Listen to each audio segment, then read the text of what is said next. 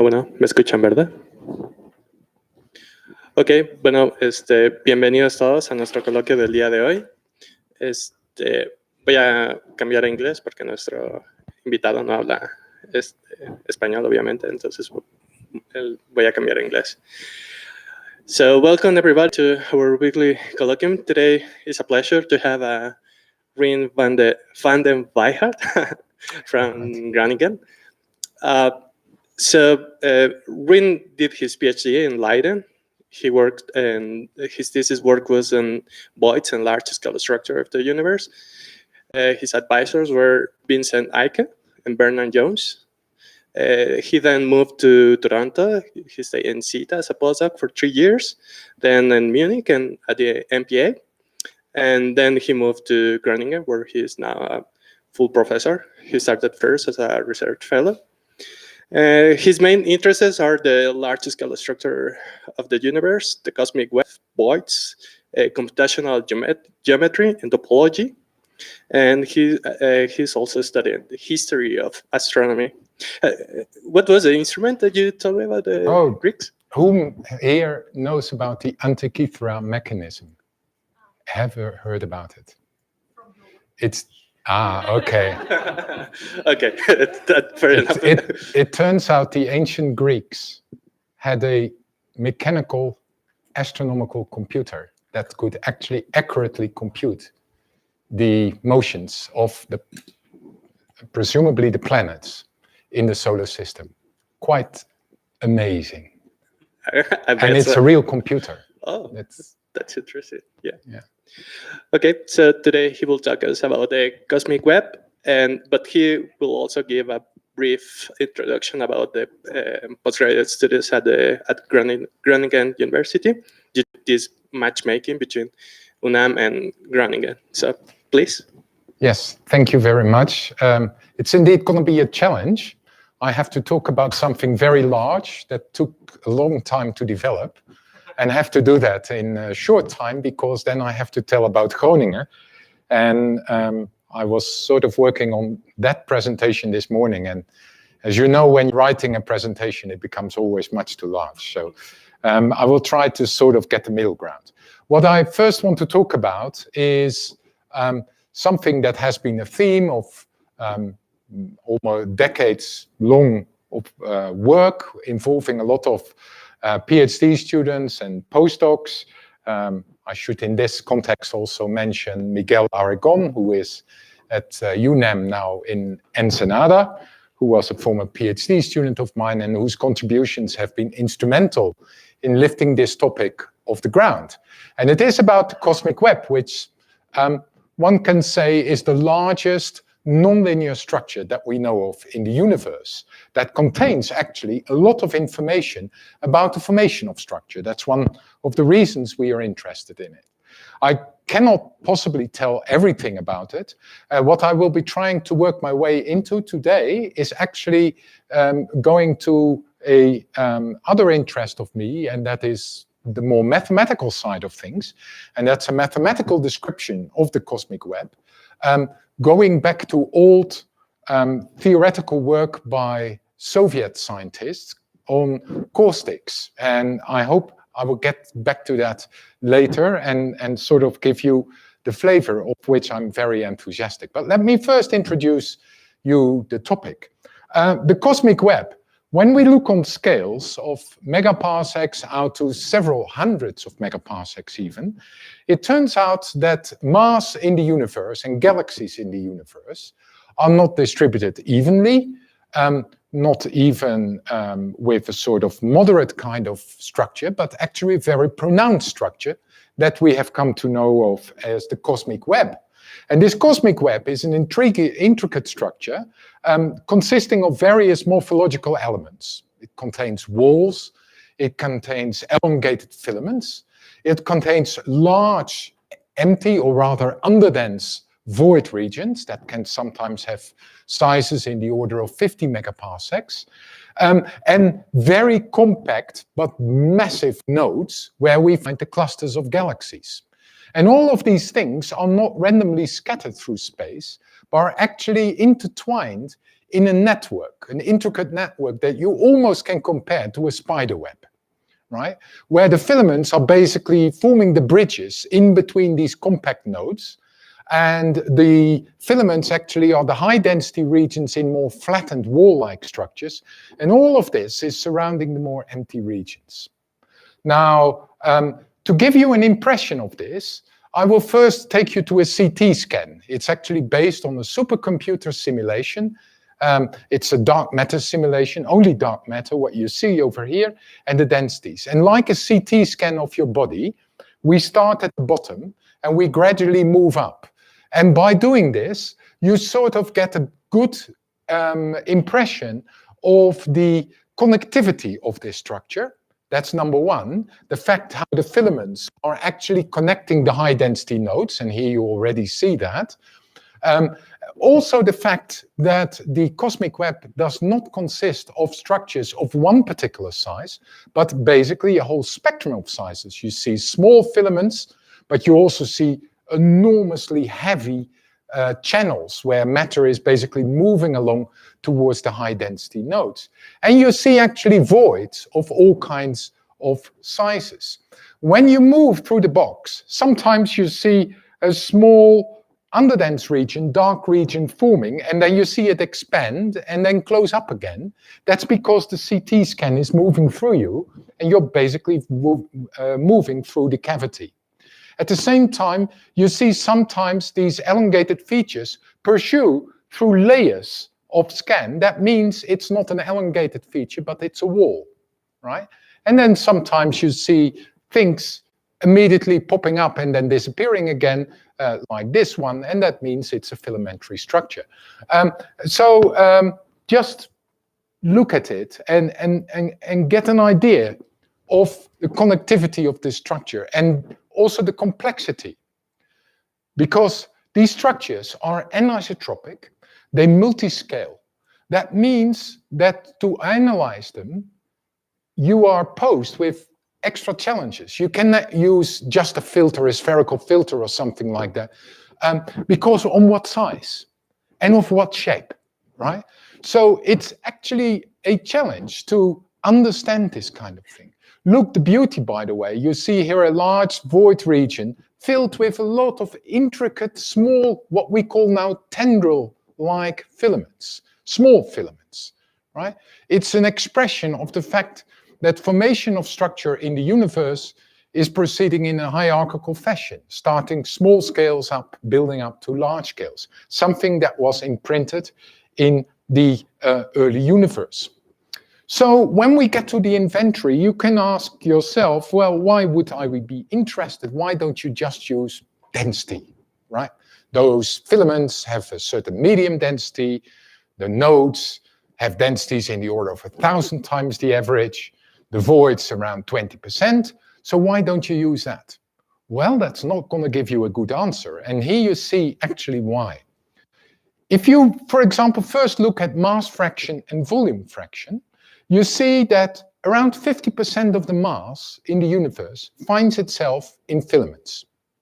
And it turns out that when you look at the distribution of galaxies and the distribution of gas, it's almost the same.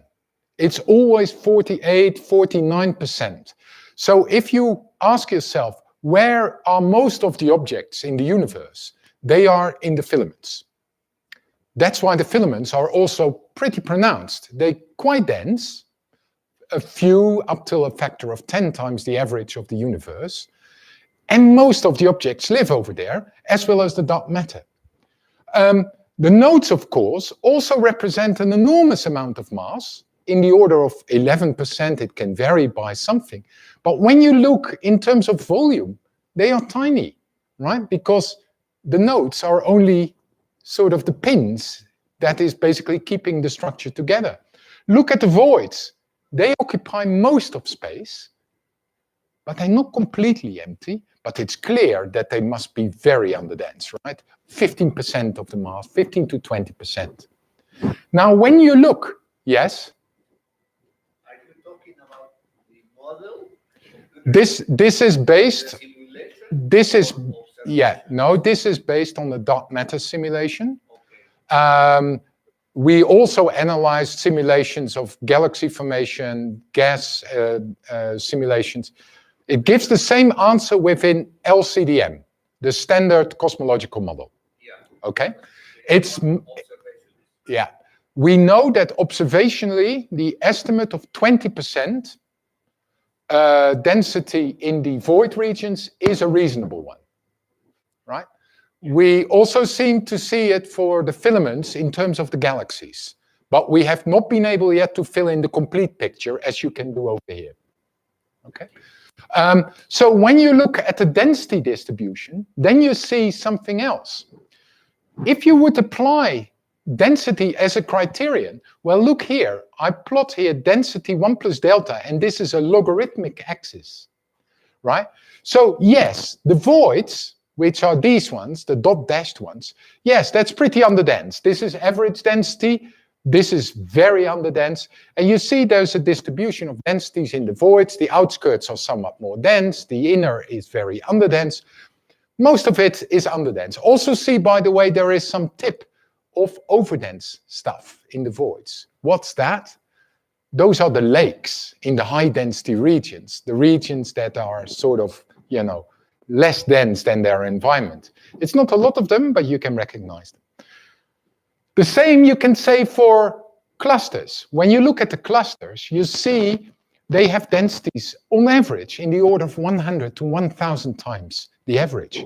We know that. They're very compact in reality too. So there you could say, well, you know, maybe density is not that bad of a criterion, but look at those filaments, the blue stuff over here. They range from less than 1/10 of the average. Those are the small tendrils living in the voids, up to more than 100. Those are the heavy arms sticking out of the compact clusters at the nodes, right? So it's clear that when you have to look at the cosmic web, density is not going to help you as the principal and only criterion parameter. You have to come up with something else. So we actually developed methods. I must say Miguel Aragon played a large role in this. And they actually have to look at various aspects of this structure. First of all, it has to be able to recognize anisotropic structures, flattened structures, elongated structures, automatically. It has to be able to take care of the multiscale nature of these filaments and walls and stuff like that. So you cannot impose a certain scale. It also has to take into account that there's an asymmetry between the overdensities and the underdensities. In the primordial universe, that's not true. There is equal amount of overdense material as underdense in the Gaussian primordial fields. It's not true here. And the most challenging one that has hardly been met, only a few studies have now been looking into what is the topology, is the complex connectivity. These things are not randomly scattered. They are tied together in a very distinct structure, network, that is basically pervading the entire observable universe.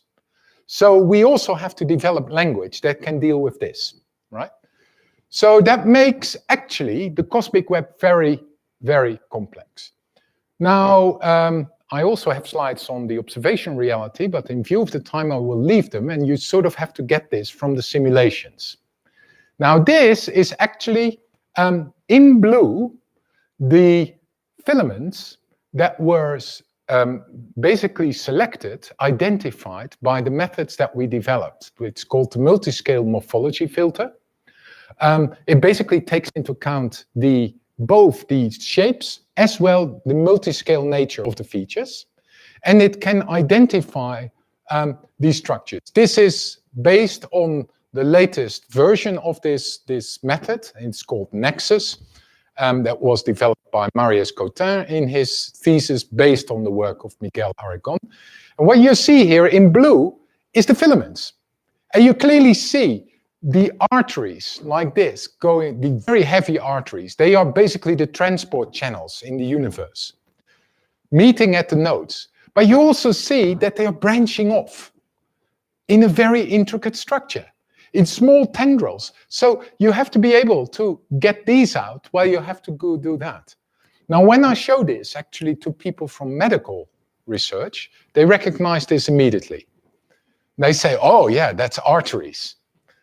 And actually it's no joke, because the method is based on medical research. They actually were the first ones devising these kind of methods to actually, you know, being able to identify arteries and those kind of things in your body automatically. And we borrowed it and translated it to cosmological purposes. But you see how beautiful the structure is and how intricate, right? On the basis of this, you could also say, well, can I look at the void regions? Well, here is actually something that is halfway in between simulation and reality. Coming back to the question that was earlier on. These red dots are actually galaxies from the 2-mass redshift survey. They were used in a Bayesian inference method by Francisco Quitaura to basically infer the likely primordial conditions in the local universe that gave rise to these distributions. On the basis of this, we actually used a dynamical model called adhesion, which is a fast simulation that allows us to infer the structure in the local universe.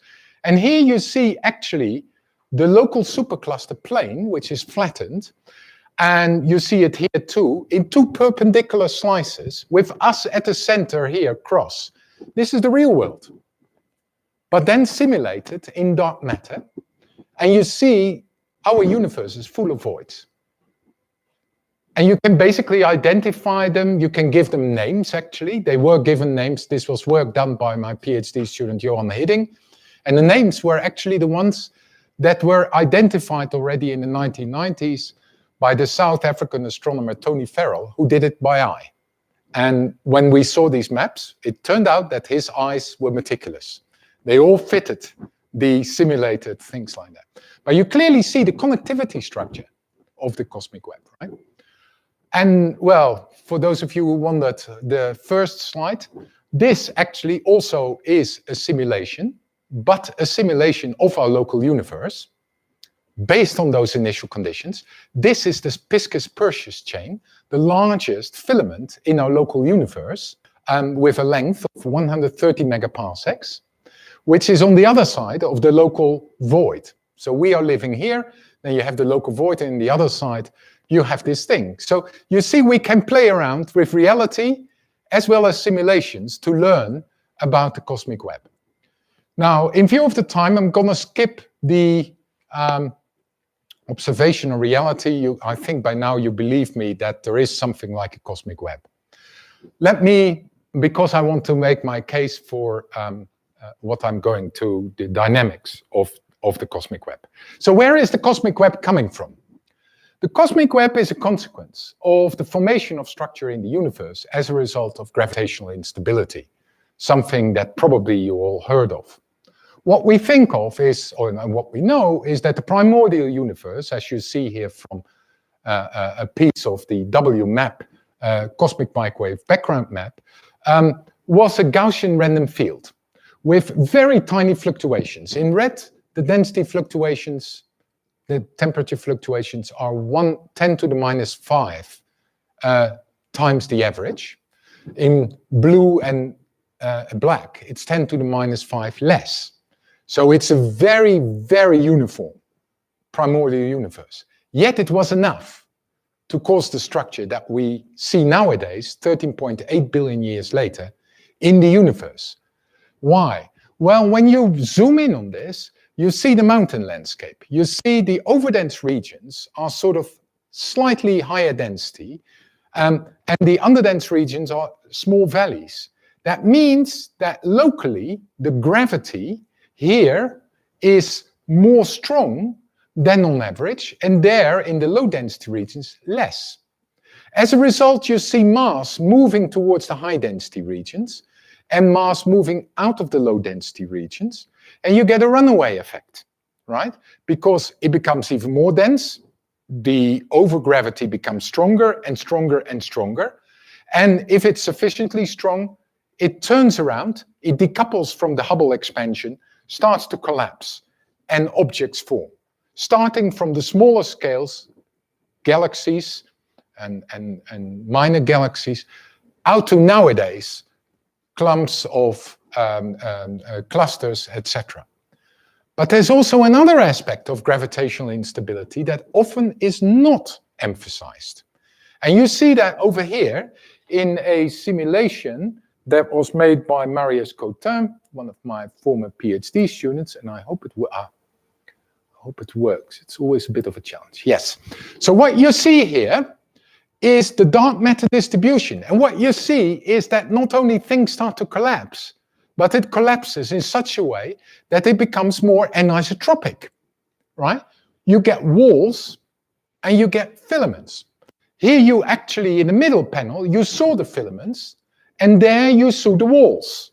The walls, actually the filaments connected to the walls. I can show you the movie again. So you see the dark matter distribution, in there the filaments, and you see that the filaments are basically also following this story of small filaments merging into larger and larger filaments.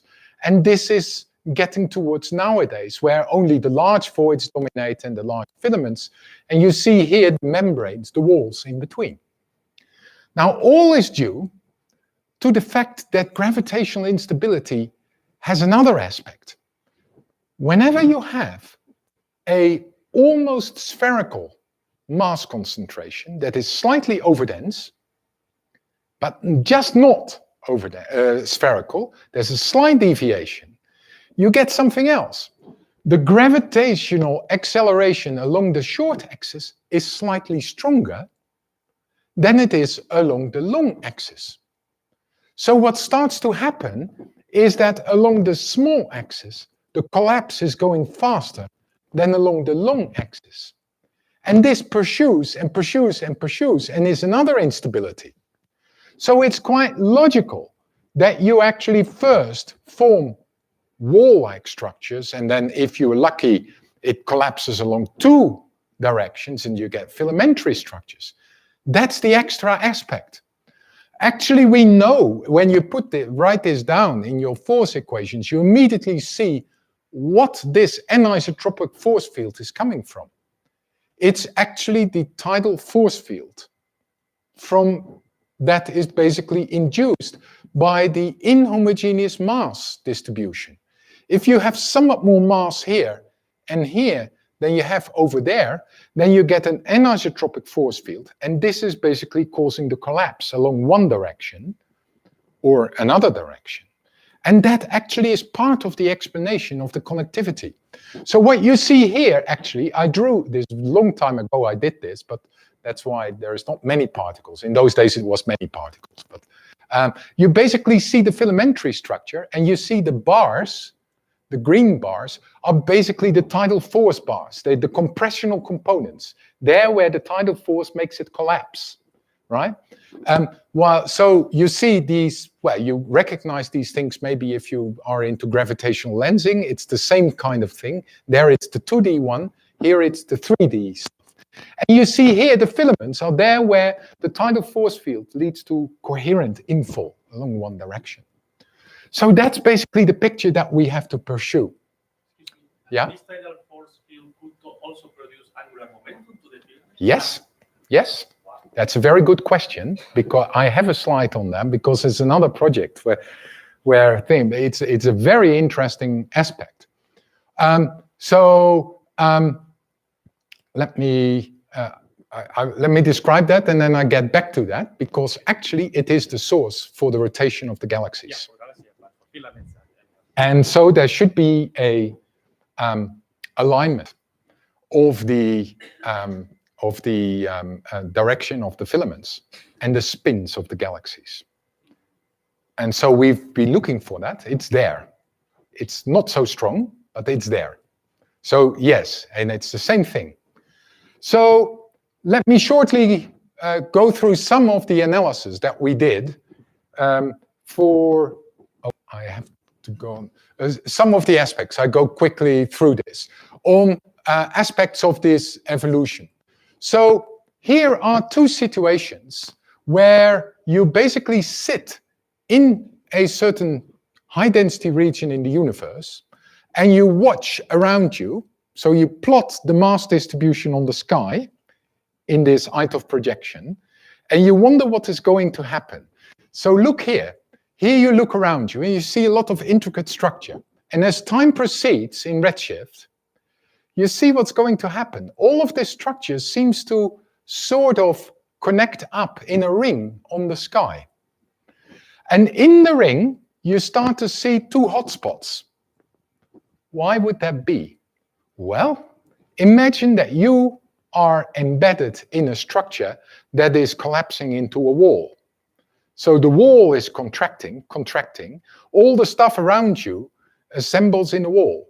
So how would the mass distribution look to you when you look on the sky? It would be a ring, right? Because you're in the wall. Then in the wall, there might be a preferential direction, because in the wall, you might find a filament. And when you are embedded in that, what do you see? You see more mass in that direction and that direction than you see in the other direction. So you start to see two hotspots. And that's exactly what you see here. So here you see the sequence. You see clearly the formation of a wall, and in the wall you see the formation of a filament. Sometimes it's less it involves less small-scale structures. So this one is another halo, and here you see it's almost a uniform collapse directly into a wall, and then finally a filament. So it depends on where you are, but the overall picture is the same. So it's clear that why walls and filaments seem to be connected. They are actually having an evolutionary connection with each other. The filaments are forming there. Now, when you remember the movie that I showed you of Marius Cotin, you had the impression that when you look in time, in the beginning you saw a lot of small filaments. Later on, you saw only large, heavy ones. Well, yes, that's indeed what you get. Here we actually did the analysis on the basis of this MMF Nexus tools that we had to identify these things as a function of redshift. So here is early on, this is us today, and you clearly see that the length of the filamentary network is going down, as well as the surface area of the walls, right? So we nowadays have far less small filaments. When you look at the filaments, you may wonder, are they of one particular scale, one particular density? Are they uniform features or something like that? Nothing whatsoever. Here you see a variation of the density, and look, this is logarithmic, along the length of a filament. And you clearly see the huge variation by a factor of 100 in terms of density.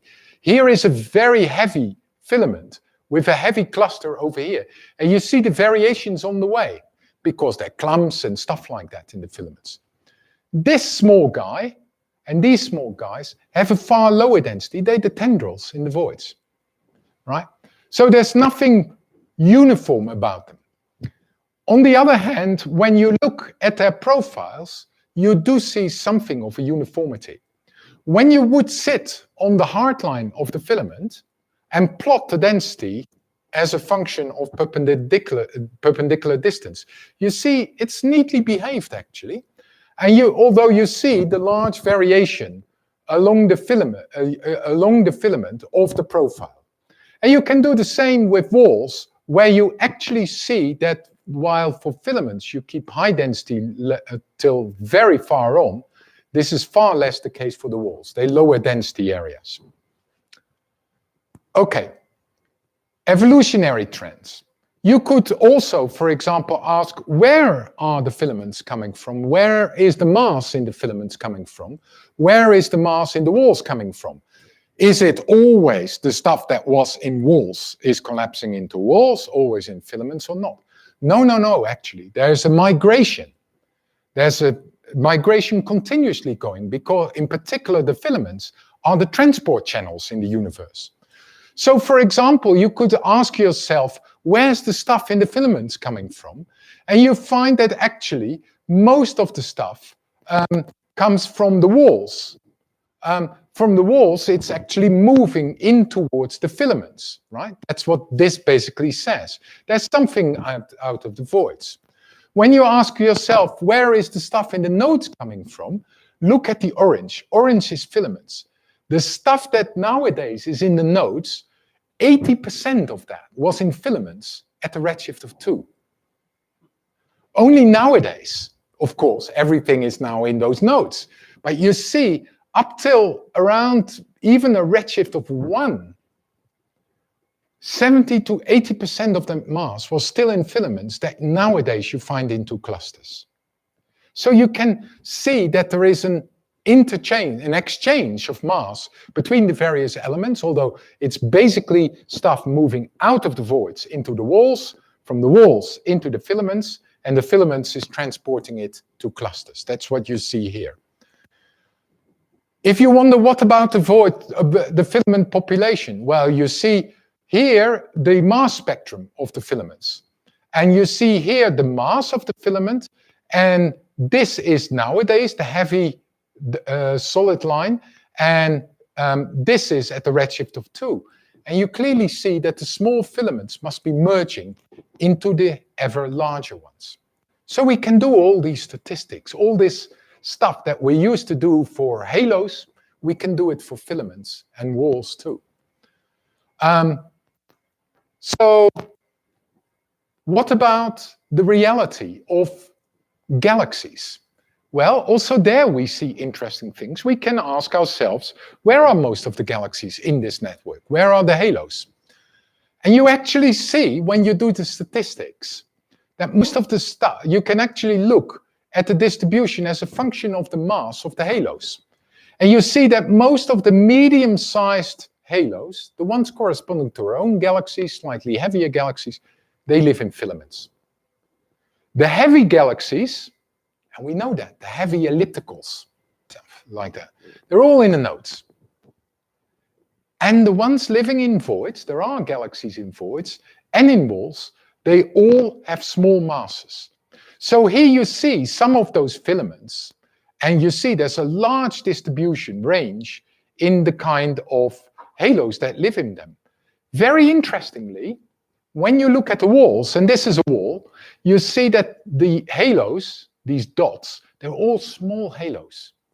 So the walls not only have a low surface density, also the galaxies living in them are very hard to observe. They're the weak galaxies. That's why it's far easier to see in galaxy redshift surveys the filaments than you can see the walls, right? Not only because walls are far lower density, but they are populated by the much more weak galaxies. Earlier on, there was the question about the talking. This is where you have it. So you can basically ask not only the filaments, but the galaxies and the halos living in them, and what happens to their angle orientation with respect to the filaments in which they live. And you see that actually the heaviest ones are almost always perpendicular, because they are torqued in that direction by the same tidal force that is forming the filament.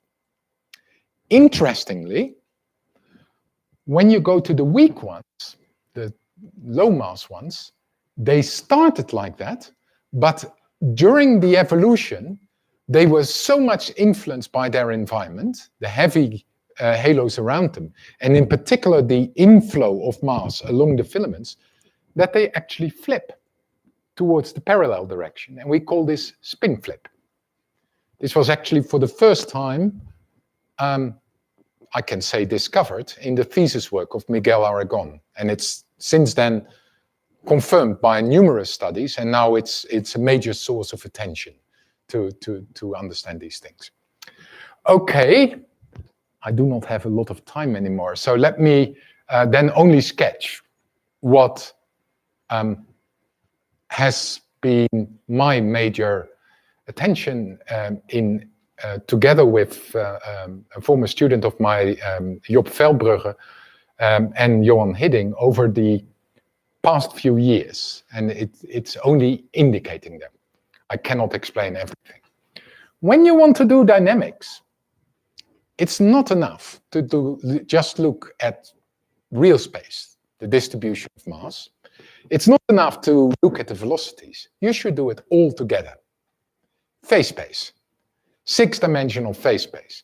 And here is a rendering that Johan made of basically 4-dimensional phase space, but then of a 2x2 distribution. Actually, we should be 6-dimensional, but we cannot visualize 6 dimensions.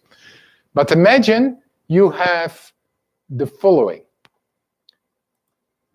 One direction is the Lagrangian coordinate of phase space.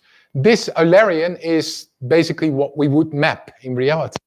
And what you see is actually the dark matter distribution is situated in a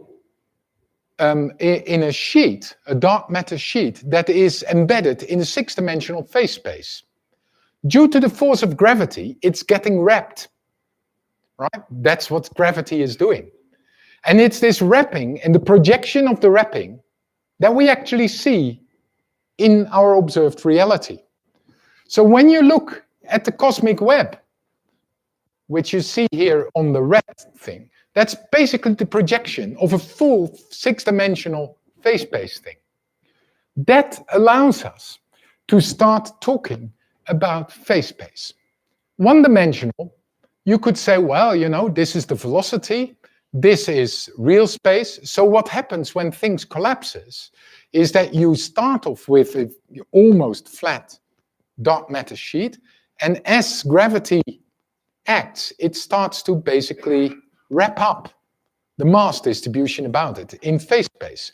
How would you notice this if you don't look in the velocity space, but only along real space? You get these spikes, right?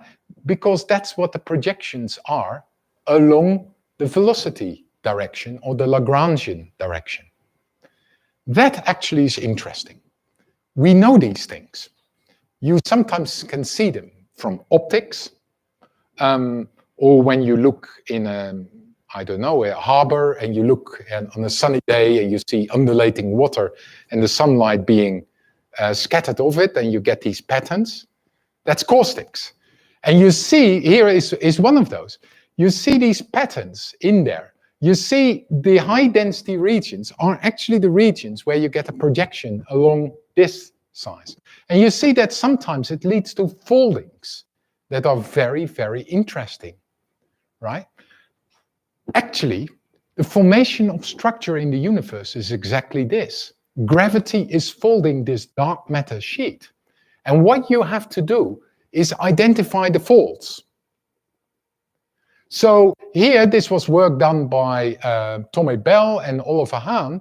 You basically look at the mass distribution, and you see, for example, there where the mass for the first time wraps, for the first time meets the neighbors, that's where you get the walls.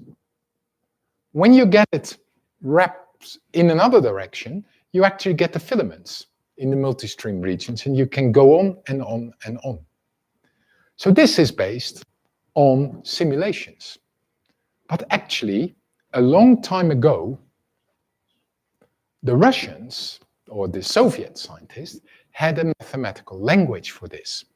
They could actually take an analytical description, in this case, the famous Seldovich approximation, where this is the final location of a piece of primordial mass displaced by a deformation of the velocity field that is actually proportional to the gravitational force field, leads to this. And where you see the red lines, you get these high density regions. Here you see some wrap-ups and stuff like that. Now, when you look at this structure, this is purely analytical. And actually in here, you could identify where the filaments are and where the walls. This was already worked on by Seldovich, Shandarin, and the Russian mathematician Arnold. Welcome, brother. Welcome. Thank you. So they, what you actually have to do is find a mathematical language to describe this. So they did. And they looked basically at the tidal force field or the deformation field. And on the basis of that, they could identify the faults. But they only managed to do this in 2 dimensions. You basically start to look which passes of mass in Lagrangian space have finally collapsed in structures like this, which are walls. It's all pure maths, and you can describe it. So you can take this prescription and predict where the walls are and where the filaments are. Even more beautiful, when you start from a primordial Gaussian distribution, you could potentially do the probability theory, the mathematics, the description. The problem was 3 dimensions or higher dimensions.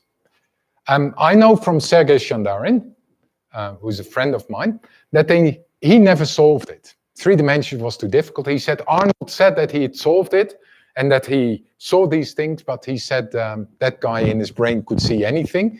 So he was a genius, but it was too difficult to pick it up. So let me report very shortly and then go to the Groningen thing, what you have to do. Instead of the density field, you look at the deformation field, basically the eigenvalues of the tidal force field. On the basis of the spatial structure of that, you identify where the wrappings start to happen. This is from a field of mathematics called catastrophe theory. You can actually do it, and we showed you can do it. When you do this in the primordial conditions, and each of the points and each of the lines are nodes and filaments identified on the basis of this criterion, you map it to the real distribution, and voila, you get the filaments. We can predict how long they are, etc. But this is 2D. So a former student of mine, Job Velbrugge, who's really, really smart, said, well, I think I can derive the conditions for this and I can do it all in one go. I don't have the time to explain it, but he did. This is the condition. The condition actually says this is the eigenvalues of this tidal force field. These are the eigenvectors, and this is basically telling you where on these various structures you are. This mathematical description can tell you for any of the different caustics where they are. So let me show you where they are. These are the walls. This is not a simulation. This is a simple mathematical relation. It's there, 3-dimensional. And it looks beautiful, isn't it? Now, he went on, and forgive me the mathematics, just believe me, it's there. You just see it's the gradients of the deformation field, etc., etc. You can all do this. And that's where the filaments are. So we now have the tools to do this all mathematically in one formalism, going back to the old Soviet times, catastrophe theory. It's a mathematical theory. And we actually have now the beginnings of a caustic skeleton of the cosmic web, where we identify in the primordial conditions where the filaments and the walls and etc. are going to be. Full 3D. So we can do all the statistics. So that's what we have published now 1 paper about this. The second one is nearly finished. And you get these beautiful things like this, for example, the hierarchical buildup of the cosmic web in mathematics. Was quite funny when we submitted the first paper. The first paper was in 2014 with Johan Hidding, and it had in the title Catastrophe Theory. It was accepted within 2 weeks in monthly notices, but we had a struggle of months with the archive because the moderator didn't want to believe that this was bogus science. We really had to go to the board to explain, this is a recognized field of mathematics. So this is how far I want to go with. This approximation is valid up to which of It's basically valid as long as the Zeldovich approximation is valid. Potentially, you can do it even in LPT, so higher orders, as long as you have an analytical description, right? Then you can do it. Once you have to go to mere numerical approximations, then your advantage goes out of the window.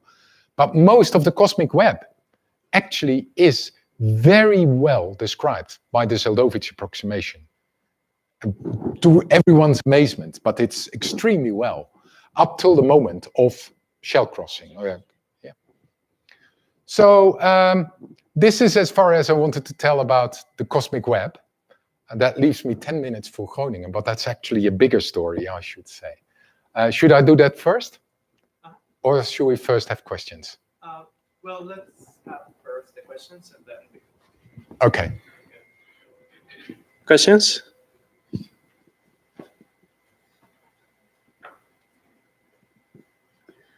When was the Zeldovich theory developed? 1970. That is another stroke of genius. It's very simple. And it was the first prediction that there should be something like a web-like network or a flattened structures 16 years before it was discovered. So sometimes I'm arguing with colleagues in the Netherlands, like even last week, who say, theory is always lacking observational predictions. I said, do you know the Zeldovich approximation? 16 years ahead.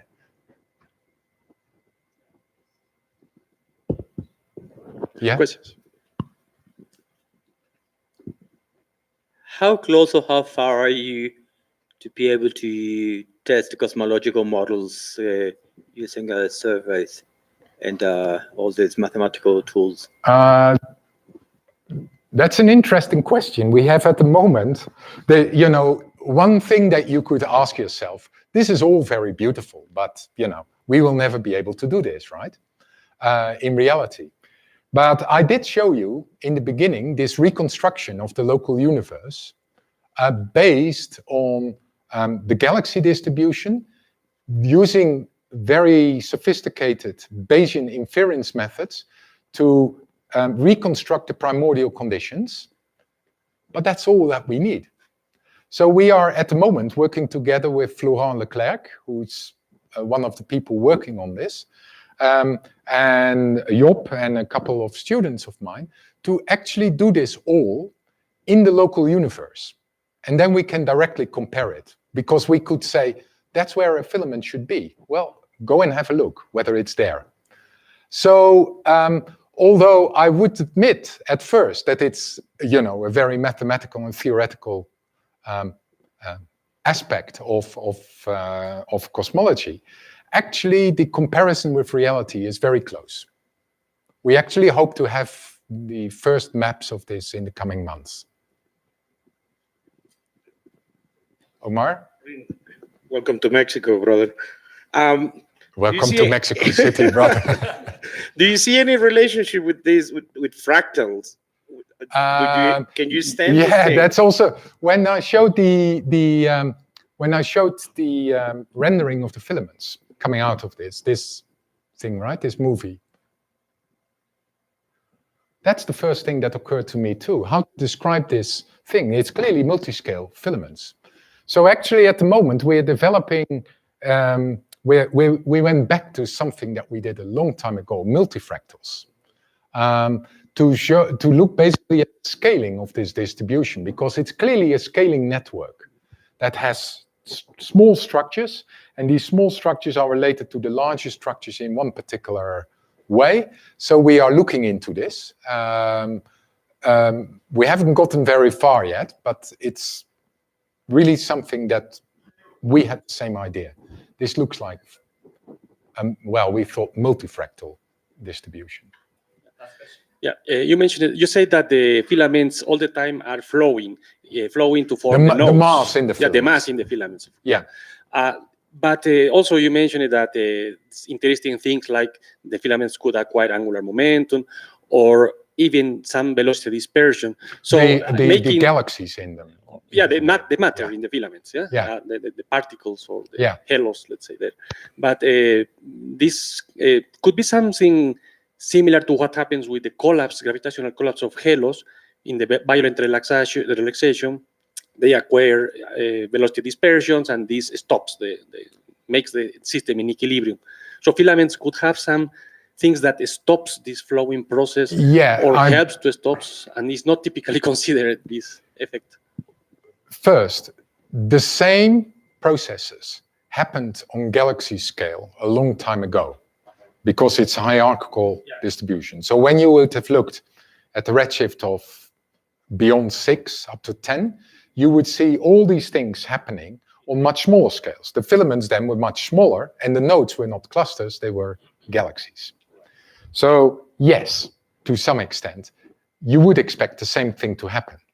But the cosmological constant is stop from contracting further. And there have now been various studies, we had one too, with exactly that question. How far does structure formation proceed? Now the cosmological constant is taking over the dynamics of the universe. And it turns out that the cosmic web that we have nowadays will remain. It will not even empty. So the stuff is streaming along the filaments, but it's not that all the mass will be able to make it through, simply because the universe is going faster and faster.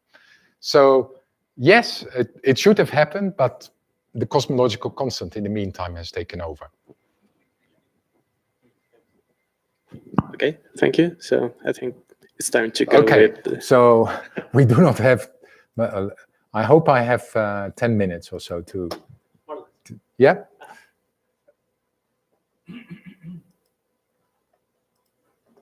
Okay, so. Excuse me, can I do a quick comment? Yeah? Very quick, very quick. So from your left, from your talk, if I were to travel to, let's imagine I were to travel to Virgo cluster, then the easiest way is to find in the local group the nearest filament and going through that filament. Yeah, actually, we are. The local group is embedded in a filament. The M81 group is in the same filament. It's a filamentary extension from Virgo. So in a sense, we are participating in that. Yeah. Okay, so, you know, the main purpose of my visit and of my colleagues from Groningen is the collaboration between UNAM and the University of Groningen. And in astronomy, that means the Kaptein Astronomical Institute. So let me show you, give you a couple of impressions of what the Kaptein Astronomical Institute is about.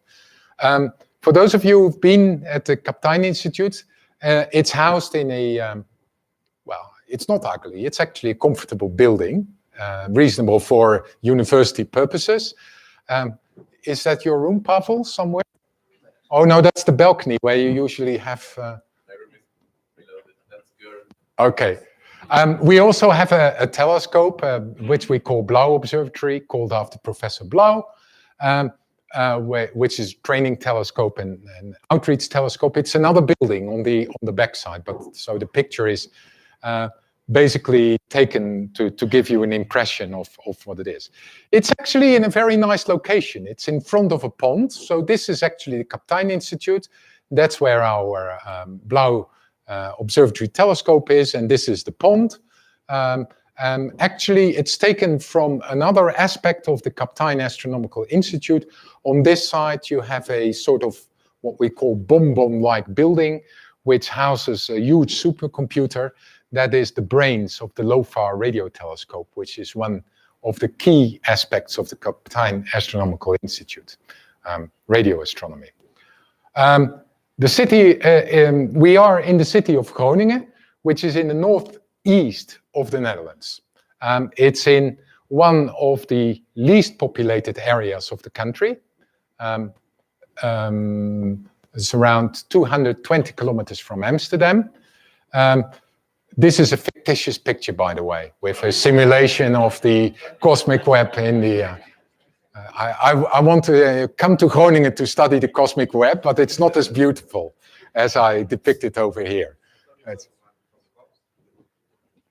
Well, you never saw it like this, right? So Groningen, the city of Groningen is marked by a couple of spires, and everyone who knows the city, also in the Netherlands, know it's marked by one tower, the medieval tower of Martini, the Martini Tower. So that's one, but there is a couple of other nice ones. The Kaptein Institute is called after Jacobus Kaptein. Hey, look, that's a good long time ago since. Good to see you.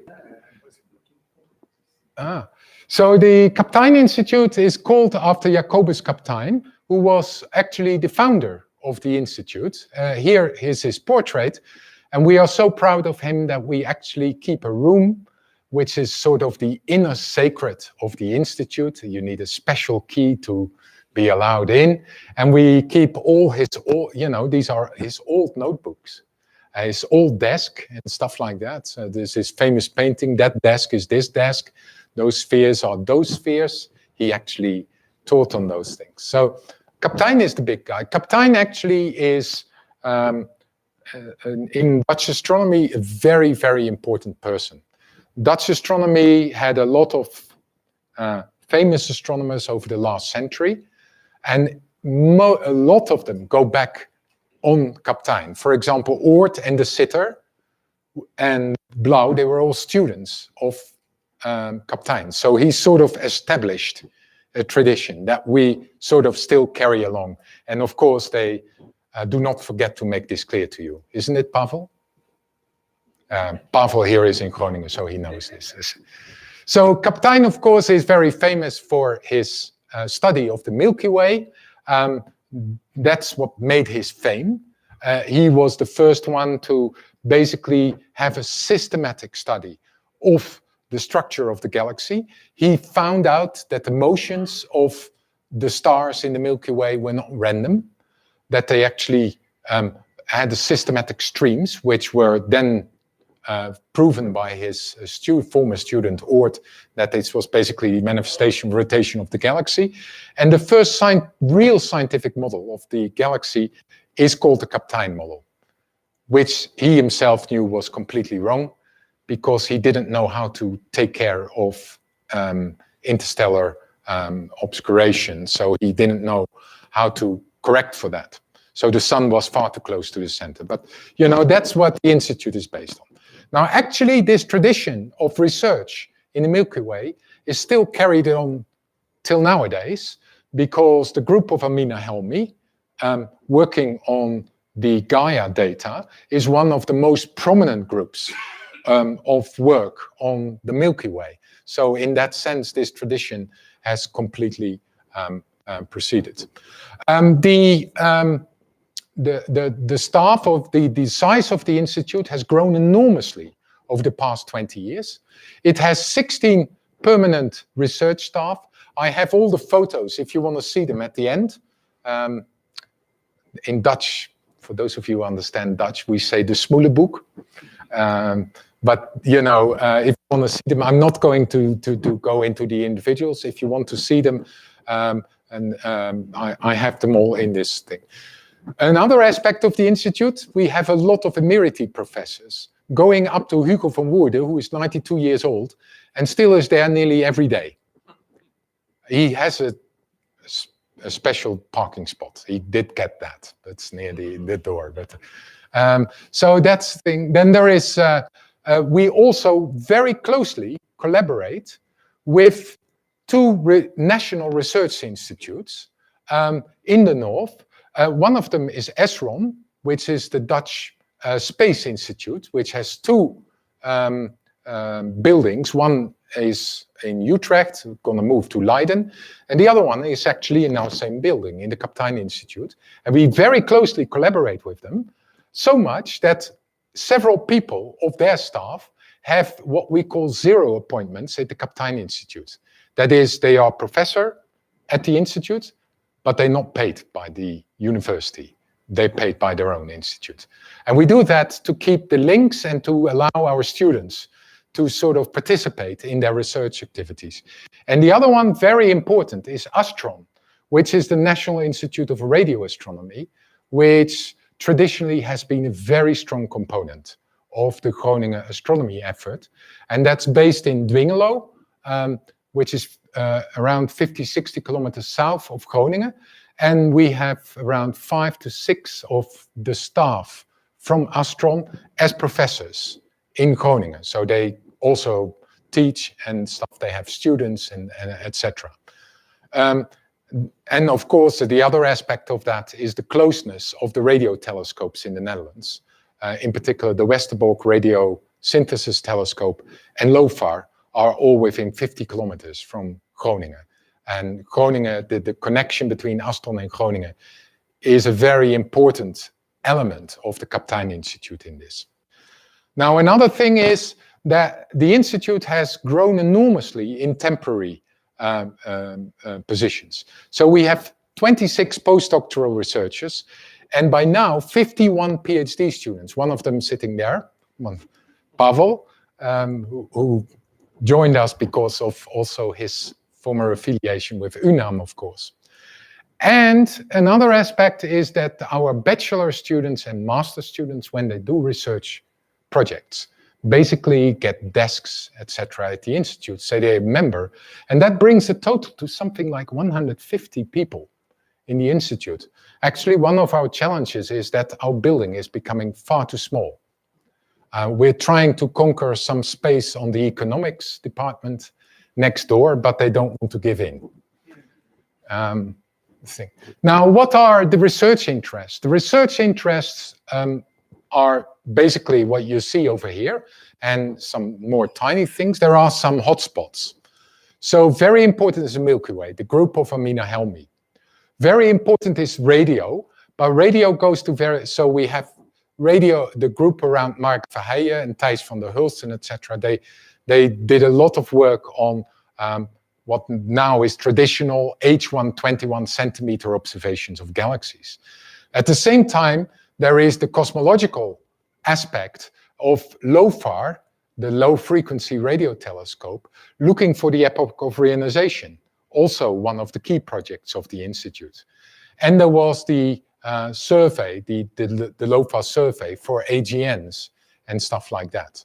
Although the professor of AGN astronomy, Peter Bartel, recently retired, but he's one of the emeritus. So, another aspect that is very, so galaxies, if anything, the theme of galaxies is the core of the Kaptein Institute, radiating out to our own galaxy and going up to galaxy formation and evolution.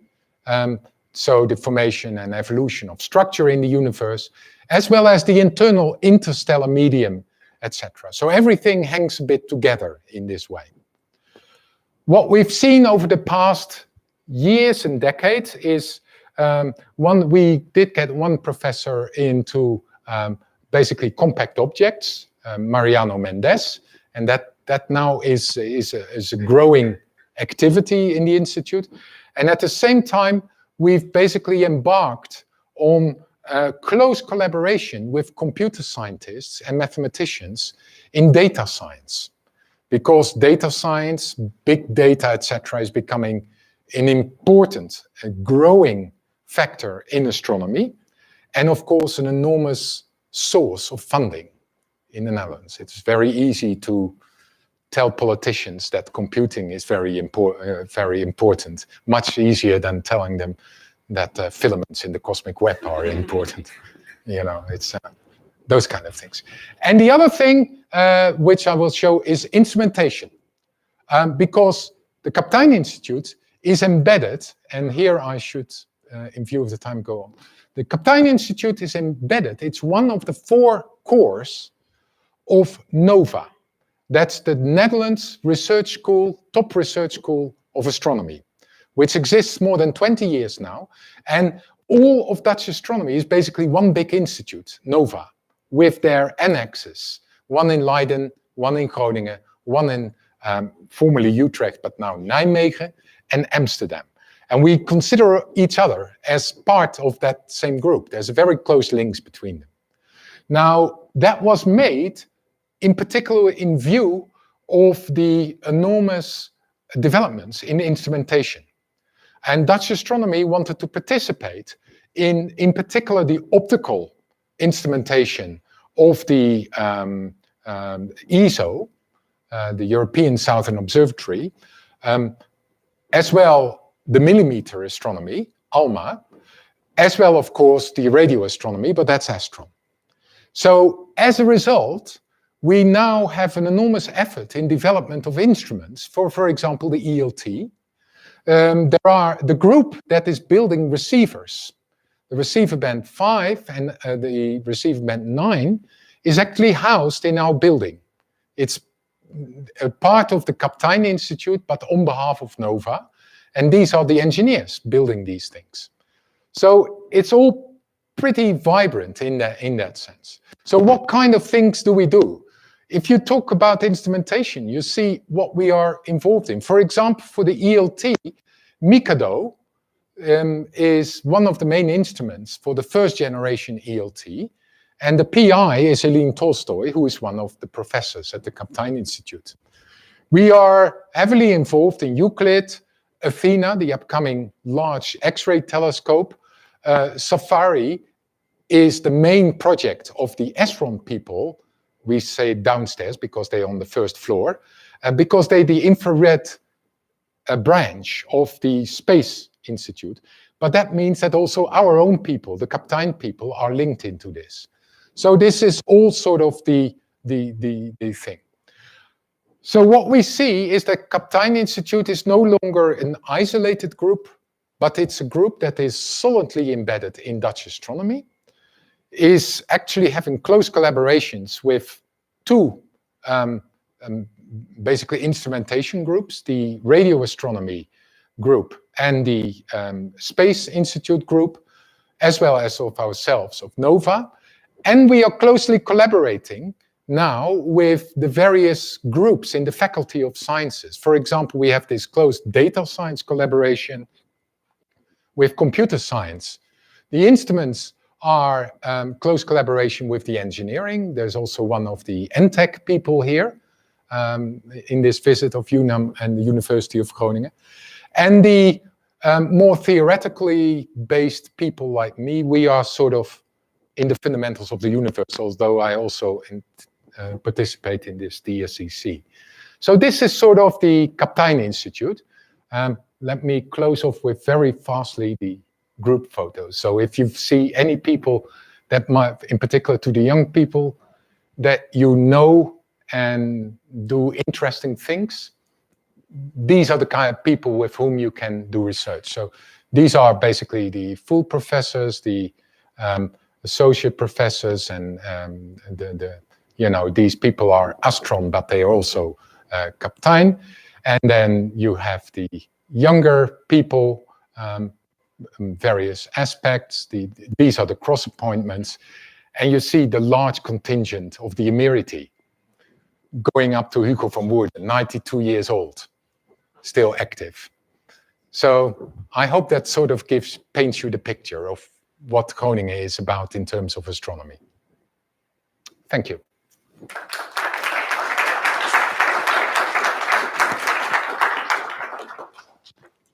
Okay, thank you very much. So we will have, after the colloquium, the next colloquium, we will have a small gathering to discuss more informal stuff about Groningen. So we will wait the questions until the after parties, please. At 1. So yeah. So shall I decouple? Please. So now we will have our second colloquium by Miriam Mondragon.